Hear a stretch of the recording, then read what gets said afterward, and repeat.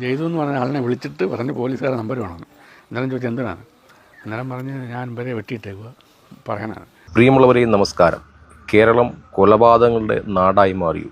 അടിക്കടി കൊലപാതകങ്ങളുടെ വാർത്തയാണ് നമ്മൾ കേട്ടുകൊണ്ടേയിരിക്കുന്നത്. ഇന്നലെ രാത്രി 11:30 പത്തനംതിട്ട കൂടൽ പഴയണിപ്പാറയിൽ ബൈജു തൻ്റെ ഭാര്യയെയും സുഹൃത്തായ വിഷ്ണുവിനെയും അതിക്രൂരമായ രീതിയിൽ വെട്ടി കൊലപ്പെടുത്തിയ ഒരു സംഭവം ഉണ്ടായി. ഇതിലേക്ക് നയിച്ച കാരണം സംശയവും ഒരു നേരത്തെ ആവേശമാണെന്നതിൽ യാതൊരു തർക്കവുമില്ല. ഇവർ ഉറ്റ സുഹൃത്തുക്കളാണെന്നും ഇവർ ഡെയിലി പണിക്ക് പോകുന്ന ഒരു വാഹനത്തിലാകുകയും ഇന്നലെ തന്നെ പണിക്ക് പോയത് ഒരു ബൈക്കിലാണെന്നും ഒരു പാത്രത്തിൽ നിന്ന് കഴിച്ച ശേഷം ഇന്നലെ രാത്രി ഒരുമിച്ച് വീട്ടിൽ വരുന്നൊരു സാഹചര്യം ഉണ്ടായി.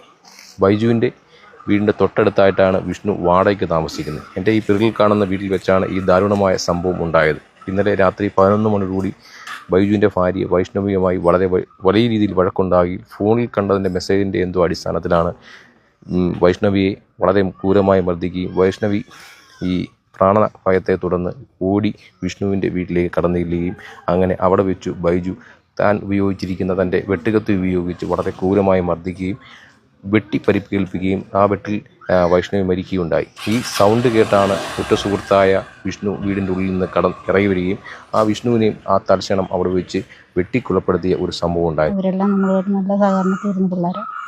ഇതെന്താണെന്ന് ചേച്ചി അന്വേഷിച്ചപ്പോൾ എന്തോന്നും നമുക്കറിയത്തില്ല. അവർ ഇന്നലെ വരെയും രണ്ടുപേരും ഒരു പാത്രത്തിൽ ഉണ്ണിയെ കുടിക്കുകയും ചെയ്തവരാ. അതുപോലെ സ്നേഹത്തിലിരുന്നു. കാര്യം എന്തോന്ന് ചോദിച്ചാൽ നമുക്കറിയത്തില്ല. നമ്മളോട് ഇങ്ങനെ പറഞ്ഞിട്ട് നമ്മളിവിടെ ഒരു വഴക്ക് പ്രശ്നം ഉണ്ടായെന്ന് അറിഞ്ഞിട്ട് ഞാനിവിടെ വന്നിട്ട് ഇത്രയും സംഭവം ആരെ വിളിച്ചറിയിച്ച ചേച്ചി? എന്നെ എൻ്റെ സഹോദരനെ വിളിച്ചത്.